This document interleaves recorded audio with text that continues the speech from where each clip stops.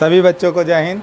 मैं सुरेश सुके, व्याख्याता, जिला सुकमा, छत्तीसगढ़। बच्चों, आज हम कक्षा 12वीं विषय राजनीति विज्ञान अध्याय 11 एक दल के प्रभुत्व के महत्वपूर्ण प्रश्नों का अभ्यास करेंगे। एक शब्द में उत्तर दीजिए। प्रश्न क्रमांक 1, भारत के प्रथम प्रधानमंत्री कौन थे? उत्तर पंडित जवाहरलाल नेहरू। प्रश्न क्रमांक 2, भारत के प्रथम उप प्रधानमंत्री कौन थे? उत्तर सरदार वल्लभ भाई पटेल। प्रश्न क्रमांक 3, प्रथम आम चुनाव में सबसे बड़ी विपक्षी पार्टी कौन सी थी? उत्तर कम्युनिस्ट पार्टी। प्रश्न क्रमांक 4, कांग्रेस सोशलिस्ट पार्टी के संस्थापक कौन थे? उत्तर आचार्य नरेंद्र देव। प्रश्न क्रमांक 5, भारतीय जनसंघ की स्थापना किसने की? उत्तर 1951 में श्यामा प्रसाद मुखर्जी। प्रश्न क्रमांक 6, सी राजगोपालाचारी ने किस पार्टी की स्थापना की थी? उत्तर स्वतंत्र पार्टी। प्रश्न क्रमांक 7, ईवीएम का पूरा नाम क्या है? उत्तर इलेक्ट्रॉनिक वोटिंग मशीन। प्रश्न क्रमांक 8, ईवीएम का सर्वप्रथम इस्तेमाल कब किया गया? उत्तर 1982 में केरल विधानसभा के उपचुनाव में। प्रश्न क्रमांक 9, एम के डांगे किस दल के नेता थे? उत्तर कम्युनिस्ट पार्टी ऑफ इंडिया। प्रश्न क्रमांक 10, किस रेल मंत्री ने रेल दुर्घटना होने पर अपने पद से इस्तीफा दे दिया? उत्तर लाल बहादुर शास्त्री। प्रश्न क्रमांक 11, सन 1967 तक भारत की दलीय व्यवस्था कैसी थी? उत्तर एकल प्रभुत्वशाली। प्रश्न क्रमांक 12, भारतीय राजनीतिक दलीय व्यवस्था कैसी है? उत्तर बहुदलीय व्यवस्था।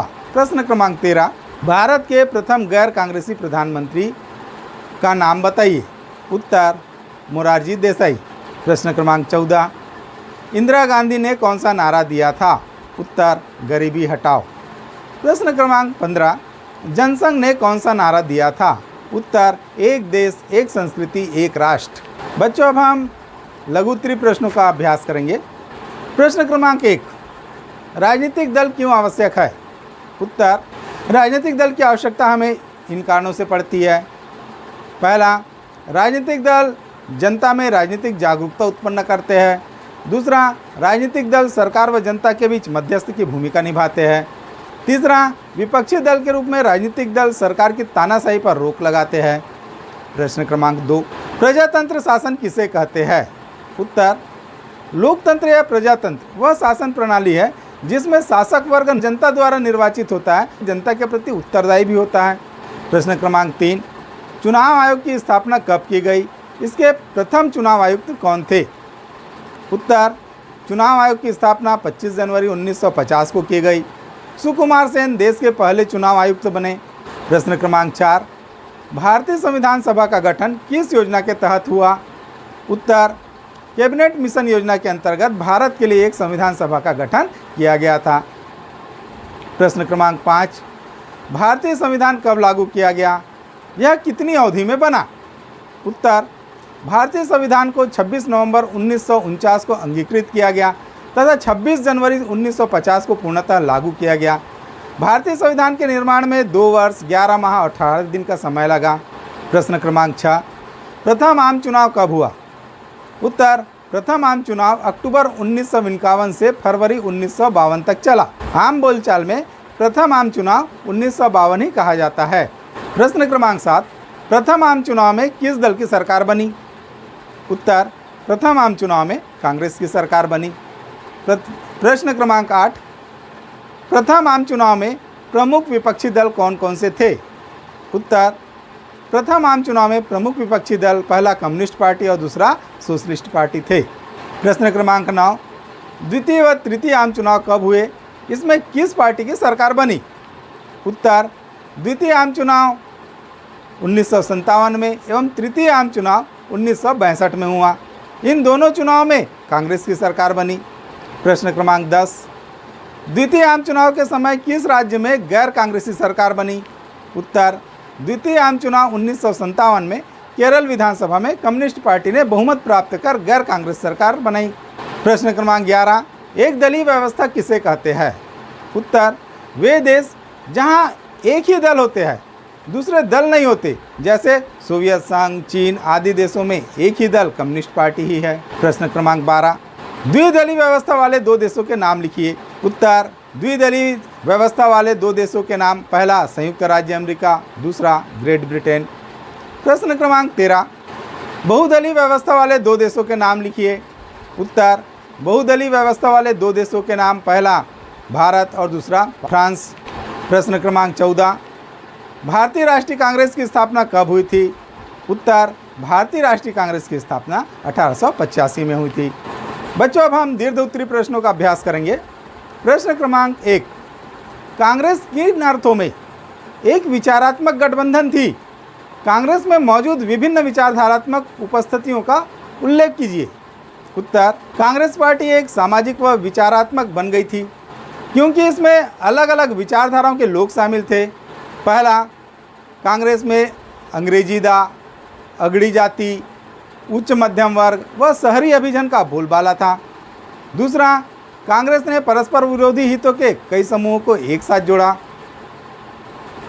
कांग्रेस में किसान और उद्योगपति, शहर के बासिंदे व गांव के निवासी, मजदूर और मालिक एवं मध्य, निम्न और उच्च वर्ग व जाति सबको जगह मिली हुई थी।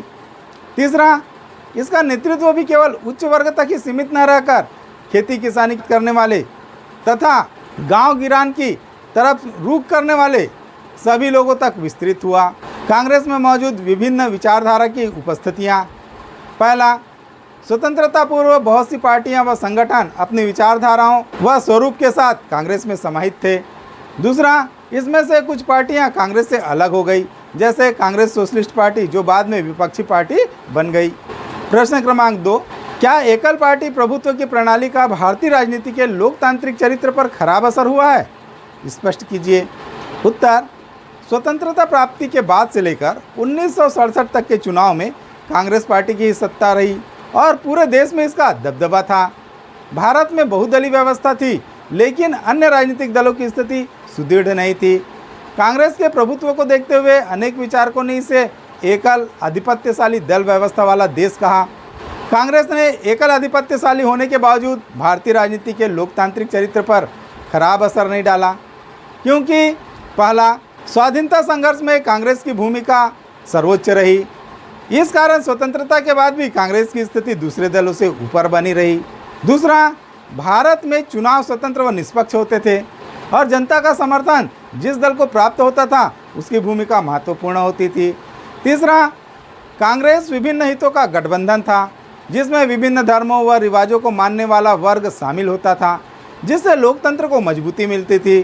चौथा, पंडित नेहरू प्रथम बार प्रधानमंत्री बने तो उन्होंने विपक्षी दलों के नेताओं को भी सरकार में मंत्री पद दिया। यह लोकतांत्रिक परंपराओं का सम्मान था। पांचवा, कांग्रेस पार्टी में भी अनेक नेता थे जो प्रधानमंत्री व उसकी नीतियों की आलोचना करते थे और पंडित नेहरू ससम्मान उन्हें महत्व देते थे। इस तरह आंतरिक लोकतंत्र पार्टी में भी था। एकल पार्टी प्रभुत्व के बाद भी भारतीय लोकतांत्रिक चरित्र पर नकारात्मक प्रभाव नहीं पड़ा। प्रश्न क्रमांक 3, प्रथम आम चुनाव के समय चुनाव आयोग के समक्ष कौन कौन सी चुनौतियां थी? उत्तर, लोकतांत्रिक सरकार के गठन के लिए पूरे देश में निर्वाचन कराया जाना था। इसके लिए चुनाव आयोग का गठन 25 जनवरी 1950 में किया गया था। सुकुमार सेन देश के पहले चुनाव आयुक्त बने। भारत के विशाल क्षेत्रफल व जनसंख्या को देखते हुए स्वतंत्र व निष्पक्ष चुनाव कराना चुनाव आयोग के लिए कठिन कार्य था। जो मुख्य परेशानियां थी वह यह थी: पहला, चुनाव कराने के लिए निर्वाचन क्षेत्रों का सीमांकन करना। दूसरा, मताधिकार प्राप्त व्यक्तियों की मतदाता सूची बनाना। तीसरा, मतदान की पद्धति के बारे में निर्णय लेना, क्योंकि मतदाताओं में से मात्र 15% ही साक्षर थे। चौथा, सार्वभौमिक वयस्क मताधिकार, जिसके अंतर्गत महिला व पुरुष दोनों को मताधिकार देना था। प्रश्न क्रमांक 4, निर्वाचन आयोग के कार्य एवं शक्तियों को लिखिए। उत्तर, निर्वाचन आयोग के कार्य एवं शक्तियाँ इस प्रकार है: पहला, मतदाता सूची तैयार करना। दूसरा, संसद व राज्य विधानमंडलों के लिए निर्वाचन कराना। तीसरा, राष्ट्रपति एवं उपराष्ट्रपति का निर्वाचन कराना। चौथा, कर्मचारियों पर नियंत्रण। पांचवा, राजनीतिक दलों को मान्यता देना। छठवां, दलों व स्वतंत्र प्रत्याशियों को चुनाव चिन्ह आवंटित करना। सातवां, निर्वाचन की तिथियां और कार्यक्रम घोषित करना। आठवां, चुनाव खर्चों की जांच करना। इसके अतिरिक्त अन्य कार्य: निर्वाचन आयोग लोकसभा एवं राज्य विधानमंडलों के निर्वाचन में अनुसूचित जातियों, अनुसूचित जनजातियों के लिए संवैधानिक व्यवस्थाओं के अंतर्गत आरक्षित निर्वाचन क्षेत्रों का निर्धारण करता है। प्रत्येक निर्वाचन से पूर्व सभी राजनीतिक दलों से परामर्श करके राजनीतिक दलों के लिए आचार संहिता बनाता है। इसके अतिरिक्त मतदान केंद्रों की स्थापना और मतपेटियों की सुरक्षा आदि अन्य कार्य भी निर्वाचन आयोग ही करता है। प्रश्न क्रमांक 5, मतदान के बदलते तरीके का वर्णन कीजिए। उत्तर, प्रथम आम चुनाव 1952 से लेकर वर्तमान तक मतदान के तरीकों में व्यापक परिवर्तन आया है। प्रथम चुनाव में प्रत्येक मतदान केंद्र पर हर एक उम्मीदवार के लिए एक मतपेटी रखी जाती थी, जिस पर उम्मीदवार का नाम व चिन्ह होता था। प्रत्येक मतदाता को एक कोरा मतपत्र दिया जाता था, जिसे वह अपनी पसंद के उम्मीदवार की पेटी में डाल देता था। 1957 में भी इसी पद्धति से चुनाव हुआ। उसके पश्चात यह तरीका बदल दिया गया। अब मतदान केंद्र पर एक ही मतपेटी रखा जाने लगा तथा मतपत्र पर उम्मीदवार का नाम व चिन्ह अंकित किया जाने लगा। इस पर मतदाता अपनी पसंद के उम्मीदवार के नाम व चिन्ह के सम्मुख मत अंकित करता था। इस पद्धति से 40 वर्षों तक चुनाव होते रहे। 1990 के दशक के अंत में चुनाव आयोग ने इलेक्ट्रॉनिक वोटिंग मशीन ईवीएम का इस्तेमाल शुरू किया। सर्वप्रथम ईवीएम का उपयोग केरल के एक विधानसभा में 1982 में प्रयोग के रूप में लागू किया गया। 2004 से पूरे देश में ईवीएम उपयोग किया जाने लगा। चुनाव के कुछ पार्टियों एवं व्यक्तियों द्वारा ईवीएम पर संदेह व्यक्त किया जाने लगा। इन्होंने इसके हैकिंग होने का व किसी का वोट दूसरे में जाने की बात कही, परंतु निर्वाचन आयोग इसे सिद्ध करने के लिए कहने पर कोई भी सामने नहीं आया। परंतु निर्वाचन आयोग ने विश्वसनीयता को बनाए रखने के उद्देश्य से भारत सरकार ने अगस्त 2013 में निर्वाचन नियमों का संचालन 1961 को संशोधित करते हुए आयोग को ईवीएम के साथ वीवीपैट का उपयोग करने में सक्षम बनाने अधिसूचना जारी की। आयोग ने नागालैंड विधानसभा के नागसेन निर्वाचन क्षेत्र से उप निर्वाचन 2013 में पहली बार ईवीएम के साथ वीवीपैट का उपयोग किया। प्रश्न क्रमांक 6, पहले 3 आम चुनाव में कांग्रेस के प्रभुत्व को स्पष्ट कीजिए। उत्तर, प्रथम आम चुनाव में सभी को यही आशा थी कि कांग्रेस को बहुमत मिलेगा, क्योंकि यही एकमात्र पार्टी थी जिसका संगठन पूरे देश में था और स्वाधीनता संग्राम भी इसी के नेतृत्व में लड़ा गया था। जब परिणाम घोषित हुए तो कांग्रेस पार्टी को भारी बहुमत हासिल हुआ। लोकसभा के पहले चुनाव में कुल 489 सीटों में से 364 सीटें कांग्रेस को मिली। लोकसभा के चुनाव के साथ साथ विधानसभा चुनाव भी कराए गए थे। मद्रास, उड़ीसा व श्रावणकोर, कोचीन, वर्तमान में जिसे हम केरल कहते हैं, इसको छोड़कर पूरे देश में कांग्रेस को ही बहुमत हासिल हुआ। द्वितीय आम चुनाव 1957 में हुआ, जिसमें लोकसभा के 494 सीटों में से 371 सीट पर कांग्रेस सबसे बड़ी पार्टी के रूप में उभरी। दूसरे स्थान पर कम्युनिस्ट पार्टी रही। तीसरा स्थान सोशलिस्ट पार्टी ने प्राप्त किया। तृतीय आम चुनाव 1962 में हुआ, जिसमें लोकसभा की 494 सीटों के निर्वाचन में कांग्रेस ने 361 सीटों पर जीत हासिल की। दूसरे व तीसरे स्थान पर क्रमशः कम्युनिस्ट व सोशलिस्ट पार्टी रही, परंतु इस चुनाव में पहली बार स्वतंत्र पार्टी ने भी 18 सीटें प्राप्त की। प्रश्न क्रमांक 7, 1952 से 1967 की अवधि में भारत की राजनीति में कांग्रेस के वर्चस्व के बावजूद विपक्षी पार्टियों का तालमेल था, स्पष्ट कीजिए। उत्तर, 1952 से 1967 की अवधि में भारतीय राजनीति में कांग्रेस का वर्चस्व अवश्य था, लेकिन इस समय की राजनीति की एक महत्वपूर्ण विशेषता यह भी थी कि कांग्रेस तथा अन्य विपक्षी दलों के नेताओं के बीच में मतभेदों के बावजूद आपसी सद्भावना का वातावरण विद्यमान था। लोकसभा में बहस व वाद विवाद का स्तर भी बहुत ऊंचा था। इसी कारण पहले चुनाव के बाद नेहरू के नेतृत्व में बने केंद्रीय मंत्रिमंडल में विपक्ष के नेताओं को, जैसे श्यामा प्रसाद मुखर्जी तथा डॉक्टर भीमराव अंबेडकर को भी शामिल किया गया था। पंडित जवाहरलाल नेहरू का समाजवादी विचारधारा से विशेष लगाव था, इसलिए उन्होंने समाजवादी नेताओं जैसे जयप्रकाश नारायण को भी सरकार में शामिल होने का निमंत्रण दिया था। लेकिन जैसे जैसे राजनीतिक दलों में सत्ता के लिए प्रतियोगिता तीव्र होती गई, विभिन्न दलों और विभिन्न नेताओं के बीच आपसी सद्भावना भी कई बार व्यक्तिगत आरोपों व प्रत्यारोपों के बीच सीमित हो जाती है तथा राजनीतिक वाद विवाद वास्तविक मुद्दों व समस्याओं से दूर हो जाता है। प्रश्न क्रमांक 8, राज्य स्तर पर कांग्रेस का वर्चस्व कम होने पर कामराज योजना लागू किया गया, स्पष्ट करें। उत्तर, स्वतंत्रता के पश्चात प्रथम 3 चुनाव में केंद्र में कांग्रेस का ही प्रभुत्व रहा, परंतु राज्यों में धीरे धीरे गैर कांग्रेसी शासन का उदय होने लगा। 1957 में दूसरे आम चुनाव में केरल में कम्युनिस्ट पार्टी ने सरकार बनाई, परंतु 1959 में वहां राष्ट्रपति शासन लगाकर उसे अध्यस्त करा दिया गया। 1959 में राजगोपालाचारी ने स्वतंत्र पार्टी बनाकर कांग्रेस के सामने चुनौती पेश की। जम्मू कश्मीर में कांग्रेस का अस्तित्व ही नहीं था, वहां नेशनल कॉन्फ्रेंस का आधिपत्य था। 1962 के चुनाव में केंद्र में कांग्रेस की स्थिति पहले के समान मजबूत रही, लेकिन राज्यों में उसकी स्थिति कमजोर होती चली गई। इससे चिंतित होकर नेहरू ने अपने कुछ मंत्रियों तथा राज्य के मुख्यमंत्रियों को सत्ता से हटाने की योजना बनाई, जिसे 1963 में कामराज योजना के माध्यम से लागू किया गया।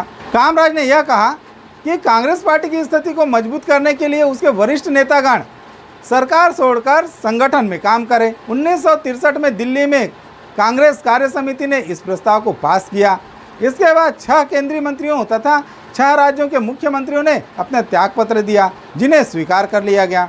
तो बच्चों, इसी के साथ ही हमारी आज की क्लास यहीं पर समाप्त होती है। मैं उम्मीद करता हूँ आपको मेरी क्लास पसंद आई होगी। इसे ज़्यादा से ज़्यादा लाइक करें, शेयर करें और सब्सक्राइब करें। धन्यवाद। जय हिंद।